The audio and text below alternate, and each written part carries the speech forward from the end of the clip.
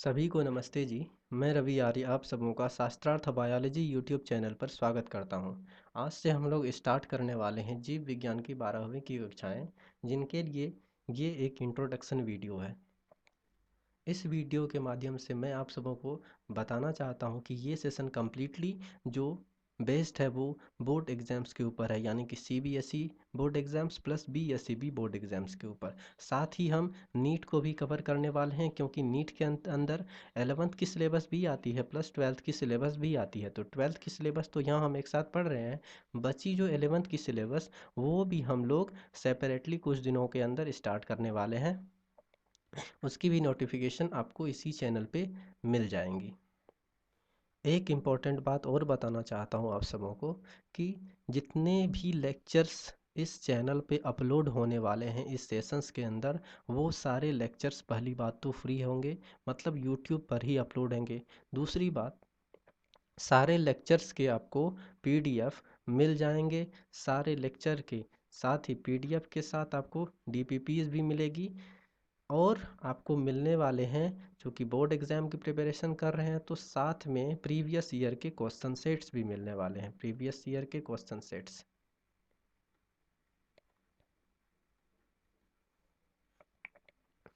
अब ये सारी चीज़ें कहाँ मिलेंगी? ये सारी चीज़ें आपको पार्टिकुलर वीडियो के डिस्क्रिप्शन लिंक के अंदर, जैसे कि कोई भी वीडियो अपलोड होगा उस वीडियो की जो पीडीएफ होगी साथ ही आपको उसी वीडियो के डिस्क्रिप्शन लिंक में मिल जाएगी। रही बात डीपीपी की, तो डीपीपी एक चैप्टर के अंदर आपको 2 या 3 डीपीपी मिल जाएंगे, जिसके अंदर तकरीबन 100 क्वेश्चंस दिए रहेंगे। आपको उसे सॉल्व करके ग्रुप के अंदर अपने आंसर्स भेज देने हैं, ठीक है। रही तीसरी चीज़ जो है, जो प्रीवियस ईयर की क्वेश्चंस हैं, वो मैं सेपरेटली क्लास में भी एक डिस्कस करने वाला हूँ। प्लस आपको जहाँ भी प्रॉब्लम हो आप उसे पूछ भी सकते हैं, यानी कि आप अपने क्वेश्चंस सेपरेटली पूछ सकते हैं। क्वेश्चंस पूछने के लिए आप या तो उस पार्टिकुलर चैप्टर के पार्टिकुलर टॉपिक के कमेंट्स में जा कर के आप अपने क्वेश्चंस पूछ सकते हैं, या फिर आप अपने क्वेश्चंस पूछ सकते हैं टेलीग्राम के ऊपर। दूसरी बात, ये सारी जो पीडीएफ है, डीपीपी है, प्रीवियस ईयर के क्वेश्चन है, ये भी आपको लिंक के थ्रू ही मिलेंगी टेलीग्राम के ऊपर, ठीक है। तो आपने क्या करना है, वीडियो के लास्ट में या फिर आपको डिस्क्रिप्शन बॉक्स में एक लिंक मिल जाएगी, आप वहाँ जाकर उस लिंक के ऊपर क्लिक कीजिए, आप सीधे टेलीग्राम के चैनल पे ऐड हो जाएंगे। वहाँ जा कर के आपको जो चैनल है शास्त्रार्थ बायोलॉजी का, उसको ज्वाइन कर लेना है, और ये सारी चीज़ें जैसे जैसे लेक्चर अपलोड होती रहेंगी आपको वहाँ मिलता रहेगा। साथ ही मैंने कहा क्वेश्चंस के बारे में, तो क्वेश्चंस या आप अपने डाउट्स कहाँ पूछ सकते हैं, उसी चैनल के चैट ग्रुप में जा कर के आप अपने क्वेश्चंस भी वहाँ अपने पूछ सकते हैं। जो भी क्वेश्चंस आपके, जो भी क्वेरीज होंगी वो आप वहाँ पूछ सकते हैं। आगे बढ़ते हैं। ये वीडियो बेसिकली बनाई गई है कंप्लीट सिलेबस की ओवरव्यू के लिए, क्योंकि चूँकि हम एक नए सेशन से, नए सीरीज से पूरी जो 12वीं की कक्षाएं हैं उसको स्टार्ट करने वाला हूँ, तो पहले हम लोगों को ये तो पता होना चाहिए कि हमको पढ़ना क्या क्या है, ठीक है। तो एक बार सिलेबस की ओवरव्यू कर लेते हैं, फिर क्या होगा, धीरे धीरे हम लोग चैप्टर वाइज बढ़ते रहेंगे आगे। चैप्टर वाइज जैसे जैसे बढ़ते जाएंगे, पीडीएफ, डीपीपी, प्रीवियस ईयर के क्वेश्चन सारे कुछ आपको वहाँ अपलोड होती मिल जाएंगी। आगे चलते हैं। सबसे पहला जो यूनिट है अब डिस्कस करने वाला हूँ, टोटल कितने 12th के अंदर टोटल कितने यूनिट्स हैं, ठीक है। उन यूनिट्स के अंदर टोटल कितने चैप्टर्स हैं, और उन चैप्टर्स के अंदर क्या क्या मेन टॉपिक्स हैं, ठीक है। ये सारी चीज़ें क्या हुई, आज की वीडियो की मेन जो बोल सकते हैं कंटेंट हुई, यूनिट्स, चैप्टर्स और टॉपिक्स। तो स्टार्ट करते हैं। सबसे पहली जो हमारे पास यूनिट है वो है रिप्रोडक्शन की यूनिट। रिप्रोडक्शन की यूनिट के अंदर टोटल 4 चैप्टर्स हैं। पहली रिप्रोडक्शन इन ऑर्गेनिज्म है, दूसरी sexual reproduction in flowering plant है, तीसरी ह्यूमन रिप्रोडक्शन है, और चौथी रिप्रोडक्टिव हेल्थ है। रिप्रोडक्शन इन ऑर्गेनिज्म के अंदर बेसिक आइडिया जो हम लोग को मिलने वाला है कि रिप्रोडक्शन क्या होता है, रिप्रोडक्शन के कितने टाइप होते हैं, लोअर ऑर्गेनिज्म कैसे रिप्रोड्यूस करते हैं, हायर ऑर्गेनिज्म कैसे रिप्रोड्यूस करते हैं, दूसरी चैप्टर है sexual reproduction in flowering plant. इसके अंदर हम लोग पढ़ने वाले हैं फ्लावर्स के बारे में। फ्लावरिंग प्लांट जितने भी होते हैं वो एडवांस प्लांट होते हैं। जैसे फ्लावरिंग प्लांट का जो क्लास होता है उसको बोलते हैं हम लोग एंजियोस्पर्म। एंजियोस्पर्म। तो इस क्लास के अंदर बेसिकली हम एंजियोस्पर्मिक प्लांट के बारे में पढ़ेंगे। तो फ्लावर के बारे में पढ़ना है, साथ ही पढ़ना है इवेंट्स के बारे में। इवेंट्स क्या होता है? इवेंट्स हो गया जैसे सबसे मेन इंपॉर्टेंट चीज़ रिप्रोडक्शन के अंदर क्या हो गया? फर्टिलाइजेशन। फर्टिलाइजेशन। तो फर्टिलाइजेशन के लिए जो नेसेसरी चीज़ें हैं, जैसे फर्टिलाइजेशन किस चीज़ का होता है, या फिर फर्टिलाइजेशन के प्रोसेस के अंदर क्या होता है?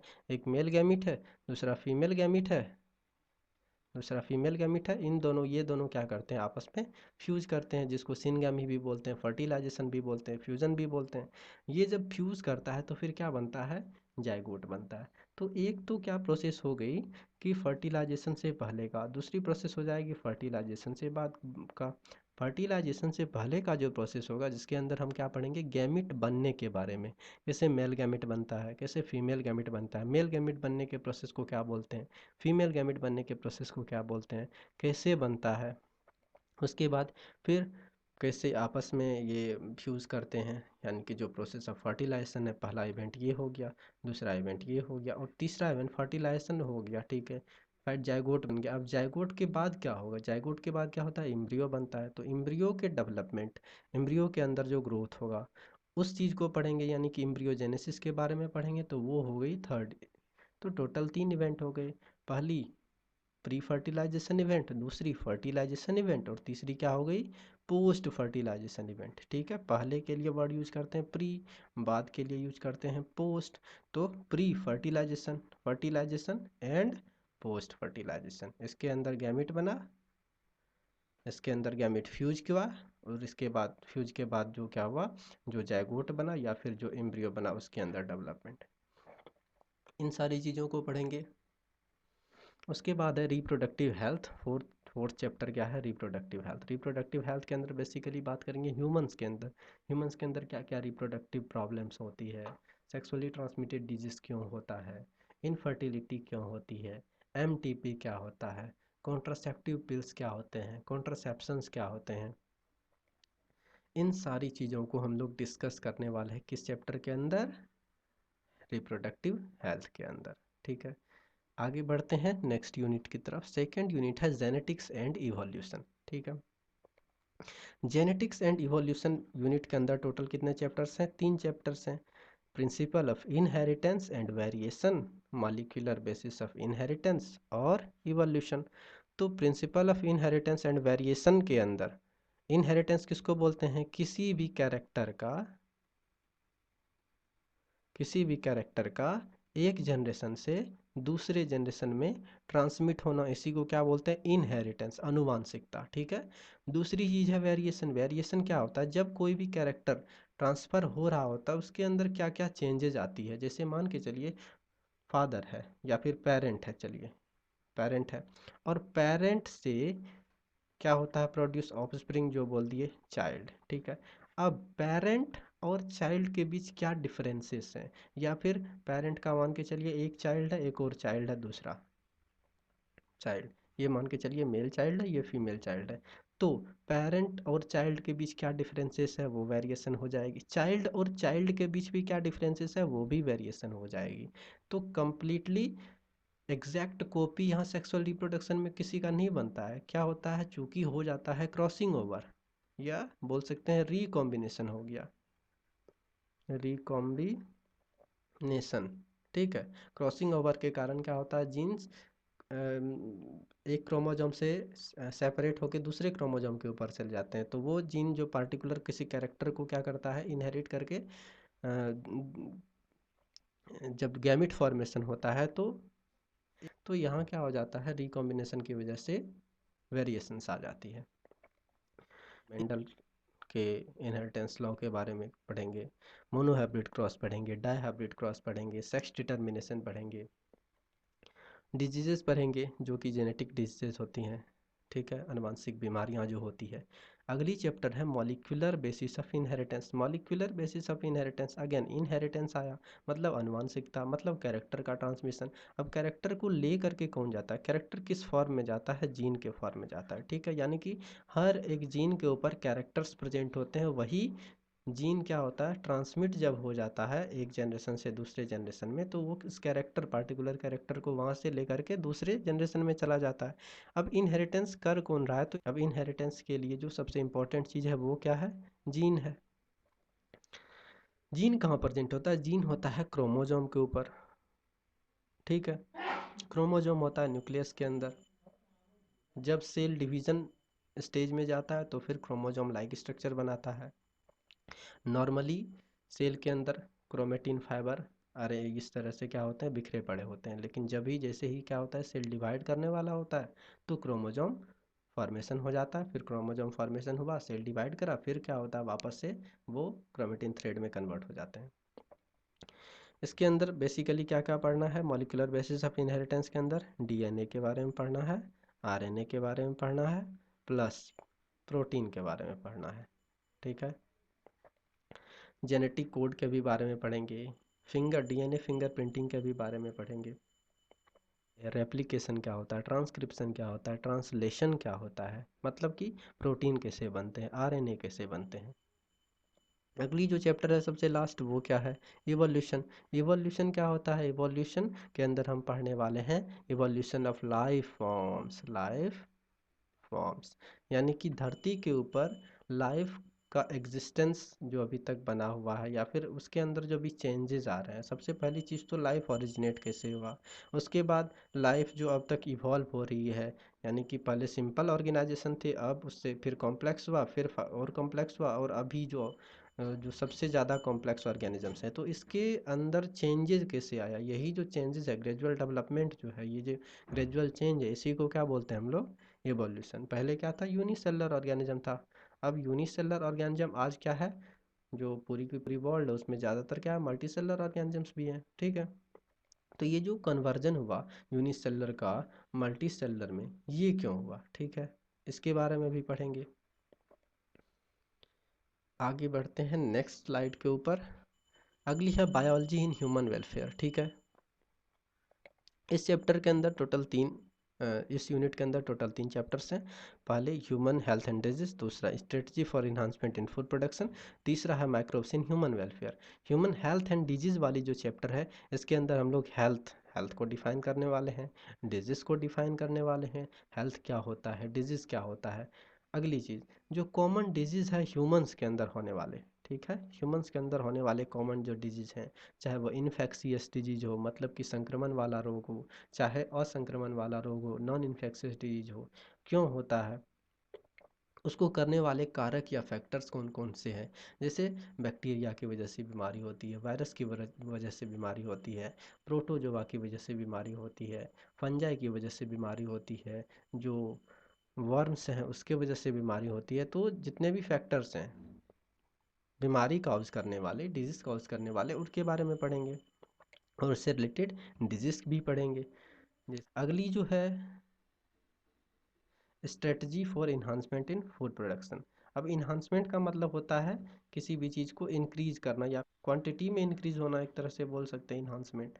अब किस चीज़ का क्वांटिटी इंक्रीज करना है, फूड प्रोडक्शन का। इसके लिए हम लोग को क्या क्या स्ट्रेटजी बनाने हैं, यानी कि ज़्यादा से ज़्यादा फूड प्रोडक्शन हो सके। हो क्या रहा है आजकल, कि अभी के समय में, चाहे वो इंडिया हो, चाहे कोई अदर कंट्री हो, या ओवरऑल वर्ल्ड की बात करें, तो क्या हो रहा है, डे बाय डे पॉपुलेशन बढ़ते जा रहा है। अब लैंड एरिया क्या है, पॉपुलेशन के साथ लैंड एरिया तो नहीं बढ़ रहा है, लैंड एरिया तो उतना सा ही है। तो हमको क्या करना पड़ेगा, उतने से ही लैंड एरिया के अंदर अब प्रोडक्शन को क्या करना पड़ेगा, फूड का इंक्रीज करना पड़ेगा, ताकि जितने भी ऑर्गेनिजम्स हैं या फिर जितने भी ह्यूमंस हैं, वो उनको प्रॉपर तरीके से फूड मिल सके उसके लिए, ठीक है। अगली चीज़ है माइक्रोब्स इन ह्यूमन वेलफेयर। तो अब अर्थ पे क्या है, बहुत सारे माइक्रो ऑर्गेनिजम्स हैं, बेनिफिशियल माइक्रो ऑर्गेनिजम्स भी है, हार्मफुल माइक्रो ऑर्गेनिजम्स भी है। हार्मफुल माइक्रो ऑर्गेनिजम्स वो होते हैं जो किसी भी ऑर्गेनिज्म को क्या करते हैं, बीमारियां करते हैं। बेनिफिशियल वो होते हैं जो ऑर्गेनिज्म के अंदर रहते हैं तो उन्हें क्या होता है, फ़ायदा होता है उससे। या फिर जो एक तरह से अगर ऑर्गेनिज्म के अंदर चला भी जाए तो उसको कोई नुकसान नहीं करेगा, नॉन पैथोजेनिक टाइप ऑफ होता है। तो हम क्या करते हैं कि जो हार्मफुल बैक्टीरिया है प्लस जो बेनिफिशियल बैक्टीरिया है उसको क्लासीफाई करके हम उसको क्या करते हैं, अपने यूजेस में हम लोग उसको लाते हैं। जैसे कि बहुत सारे जगह यूज है, इंडस्ट्री में यूज है, इंडस्ट्री के अंदर फर्मेंटेशन करते हैं, जैसे बेवरेज वाली इंडस्ट्री होती है, अल्कोहल बनाने वाली, वाइन बनाने वाली, विनेगर बनाने वाली, या फिर जो बेकरीज वगैरह होती है जिसके अंदर हम लोग क्या करते हैं, बिस्किट्स बनाते हैं, ब्रेड्स वगैरह बनाते हैं। वहाँ हाउस होल्ड में भी जैसे लैक्टोबैसिलस बैक्टीरिया हो गया, या फिर जैसे साउथ के अंदर क्या बनाते हैं, वो इडली डोसा बनाते हैं तो उसके अंदर फिर फर्मेंटेशन करते हैं तो वहाँ भी। और बहुत सारी घरेलू खाना है जिसके अंदर क्या करना पड़ता है, पहले उसको फर्मेंट करना पड़ता है। फर्मेंट करने के लिए हमको क्या चाहिए, किण्वन के लिए हमको क्या चाहिए, फंजाई चाहिए व बैक्टीरिया चाहिए। अब वो बैक्टीरिया क्या हो गया, ह्यूमंस के यूजेज में आ गया। और भी बहुत सारी जगह है, सीवेज ट्रीटमेंट में यूज करते हैं, बायो फर्टिलाइजर्स में भी यूज करते हैं। बहुत सारे ऐसे बैक्टीरिया होते हैं जो क्या करता है, नाइट्रोजन का फिक्सेशन करता है। तो ऐसी बैक्टीरिया को ह्यूमंस प्रोडक्शन में या फिर अदर जब वर्क में यूज करता है, उसके बारे में पढ़ेंगे इस चैप्टर के अंदर, माइक्रोब्स इन ह्यूमन वेलफेयर के अंदर। ठीक है, अगली यूनिट्स पे चलते हैं। अगली यूनिट है बायोटेक्नोलॉजी की। एक्चुअली में ये क्या है, अप्लाइड बायोलॉजी है, जिसके अंदर क्या करते हैं हम लोग, एक जैसे एक ऑर्गेनिज्म है कोई, ठीक है, ए है मान के चलिए, दूसरा ऑर्गेनिज्म है बी है। अब हमें क्या है, कोई डिज़ायरेबल जब हमको कैरेक्टर चाहिए होता है, हमको मान के चलिए कि एक्स नाम का कोई डिज़ायरेबल कैरेक्टर चाहिए फूड के अंदर। मान के चलिए एक कोई फूड है, उसके अंदर हमको एक्स वाली कैरेक्टर, जैसे कोई विटामिन वाली होगी, ठीक है, मान के चलिए एक्स क्या है, विटामिन है। ये विटामिन हमको कहाँ चाहिए, किसी फूड के अंदर चाहिए। अब ये वाली जो चीज़ है, ये उस फूड के अंदर, जो फूड जो है मान के चलिए दूसरा वाला जो ऑर्गेनिज्म है उसके अंदर ये एब्सेंट है। बट ये जो पहले वाले ऑर्गेनिज्म है इसके अंदर क्या है, वो विटामिन एक्स जो जीन है या फिर एक्स जो कैरेक्टर है वो प्रेजेंट है। तो हम क्या करेंगे, ऑर्गेनिज्म ए से उस कैरेक्टर को एक्सट्रैक्ट करेंगे और उसको कहाँ लाके ऐड कर देंगे, बी में। यानी कि यहाँ से इसको काटेंगे, यहाँ से काटेंगे, यहाँ से काटेंगे और यहाँ ला करके जोड़ देंगे। ठीक है, तो पढ़ने वाले हैं इसके अंदर आर डीएनए टेक्नोलॉजी के बारे में। ठीक है, आरडीएनए टेक्नोलॉजी के बारे में। अगली है बायोटेक्नोलॉजी एंड इट्स एप्लीकेशन। अब आरडीएनए टेक्नोलॉजी का कहाँ कहाँ यूज है, ठीक है, जैसे एग्रीकल्चर में यूज करते हैं, ठीक है, मेडिसिन में यूज करते हैं, और इसके क्या एथिकल इश्यूज भी हैं उसके बारे में भी हम लोग पढ़ेंगे। ठीक है, ट्रांसजेनिक एनिमल्स के बारे में भी पढ़ेंगे। Next slide. अगली जो स्लाइड है सबसे लास्ट 12th की, वो है इकोलॉजी की। इकोलॉजी के अंदर कितने चैप्टर्स हैं, अगेन 4 चैप्टर्स है। पहली organism and population, second one ecosystem, third one biodiversity and it's conservation, fourth one है इन्वायरमेंटल इशू। तो इकोलॉजी के अंदर बेसिकली हम लोग क्या पढ़ते हैं, अब देखिए इन्वायरमेंट है कोई सा, उसके अंदर बायोटिक फैक्टर्स भी है प्लस एबायोटिक फैक्टर्स भी है। तो बायोटिक फैक्टर और एबायोटिक फैक्टर में जो ये क्या होता है, इंटरेक्शन होता है, इससे हमको इकोलॉजी के अंदर पढ़ना है। जैसे क्या होता है कि एक मान के चलिए प्लांट है, प्लांट को क्या चाहिए, सनलाइट। सनलाइट क्या है, एबायोटिक फैक्टर है, प्लांट कैसा है, बायोटिक फैक्टर है। तो अब वहाँ देखिए रिलेशन कैसा हो गया, प्लांट किसके साथ रिलेट हो गया, सनलाइट के साथ। तो इन्वायरमेंट के अंदर एक ऑर्गेनिज्म है जो लिविंग है, वो दूसरे नॉन लिविंग ऑर्गेनिज्म के साथ क्या कर रहा है, रिलेशन में है। इसी चीज़ को हम लोग को पढ़ना रहता है इकोलॉजी के अंदर, कैसे ऑर्गेनिज्म अपने इन्वायरमेंट के साथ और इन्वायरमेंट ऑर्गेनिज्म के साथ इंटरेक्शन करते रहते हैं। उसी के अंदर अगला चैप्टर है इकोसिस्टम के बारे में पढ़ना है। अगली है फिर बायोडाइवर्सिटी एंड इट्स कंजर्वेशन की। बायोडाइवर्सिटी, अर्थ पे क्या है, बहुत सारे ऑर्गेनिज्म है, इतने ऑर्गेनिज्म है कि अगर मैं नाम गिनता जाऊँ तो मेरी ज़िंदगी बीत जाए फिर भी वो नाम ख़त्म नहीं होंगे। ठीक है, यानी कि मिलियंस में है। अब इतनी डाइवर्सिटी है क्यों, क्यों ऐसा नहीं हुआ कि अर्थ के ऊपर एक ही ऑर्गेनिज्म ऑरिजिनेट हुआ और वही पूरे अर्थ पे रहा। ऐसा क्यों नहीं हुआ? तो बायोडाइवर्सिटी के रीज़न के बारे में हम लोग पढ़ेंगे। और बायोडाइवर्सिटी के अंदर क्या होता है कि बहुत सारे ऐसे ऑर्गेनिज्म है। अब कोई ऐसा ऑर्गेनिज्म नहीं है जो हमेशा के लिए जिंदा रहे। कुछ को छोड़कर, सिंगल सेल ऑर्गेनिज्म को छोड़कर कोई कोई ऐसा ऑर्गेनिज्म धरती पे नहीं है जो हमेशा जिंदा रहे। वो क्या होगा, कुछ ना कुछ टाइम बाद मरेगा ही। टाइम जैसे जैसे बीत रहा है, day by day population increase हो रही है, साथ में पॉल्यूशन भी इंक्रीज हो रहा है, इन्वायरमेंटल फैक्टर चेंज हो रहे हैं। ऐसे में बहुत सारे जो ऑर्गेनिज्म है, बहुत सारे प्लांट है, बहुत सारे एनिमल हैं, इस बदलते इन्वायरमेंट से अफेक्ट हो गए हैं और उनकी संख्या, वो इस इन्वायरमेंट में सरवाइव नहीं कर पा रहे हैं, तो उनकी संख्या दिन ब दिन घटती जा रही है। तो हमें क्या करना पड़ेगा, उसको कंजर्व करना पड़ेगा।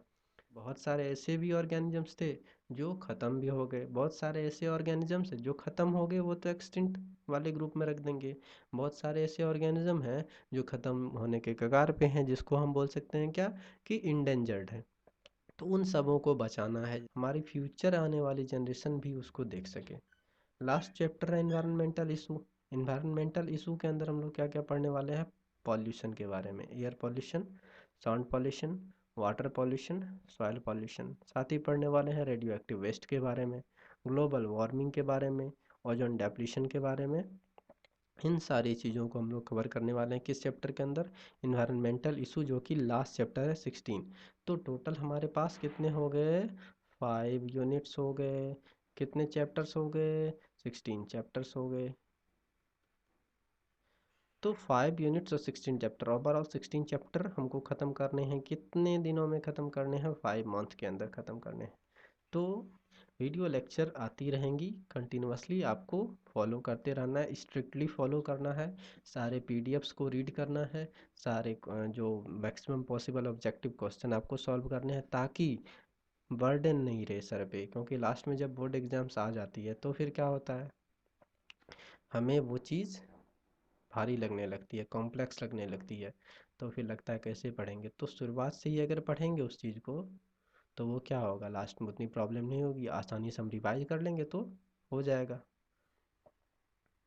सबसे इम्पोर्टेंट चीज़ तो ये रहा कि आपको शुरुआत में ही बताया कि सारे लेक्चर्स के आपको क्या मिलने वाले हैं, पीडीएफ, सारे लेक्चर्स के क्या मिलने वाले हैं, डीपीपी, सारे लेक्चर्स के सॉरी जो भी आपकी सिलेबस है। अगर आप नीट के एस्पायरेंट हैं, चाहे आप सीबीएसई के एस्पायरेंट हैं, चाहे बीएसईबी, तो आपको प्रीवियस ईयर की सॉल्व क्वेश्चन भी मिलेंगी। तो वो भी कहाँ मिलने वाला है, कहाँ मिलने वाला है, टेलीग्राम के ऊपर। तो टेलीग्राम का जो ये जो लिंक है, ये तो स्क्रीन पे है, ठीक है। या तो स्क्रीन से आप डायरेक्ट टाइप कर लीजिए, या फिर नीचे डिस्क्रिप्शन बॉक्स में लिंक मिल जाएगा, आप वहाँ से टेलीग्राम के चैनल को ज्वाइन कर सकते हैं। फर्दर कोई और प्रॉब्लम्स के लिए आप हमको कांटेक्ट कर सकते हैं, कहाँ, shastraarthbiology38@gmail.com के ऊपर भी। आज की वीडियो में इतना ही। बाकी वीडियो कैसा लगा कमेंट बॉक्स में बताइएगा। वीडियो अच्छा लगा तो लाइक कीजिएगा। प्लस चैनल के नाम के बारे में आपसे पूछना चाहता हूँ कि चैनल का नाम कैसा लगा, ठीक है। वो भी आप कमेंट सेक्शन में आके बताइएगा, नाम अच्छा है या नहीं है। चलिए मिलते हैं फिर अगले वीडियो में, अगली क्लासेस के अंदर। तब तक के लिए धन्यवाद।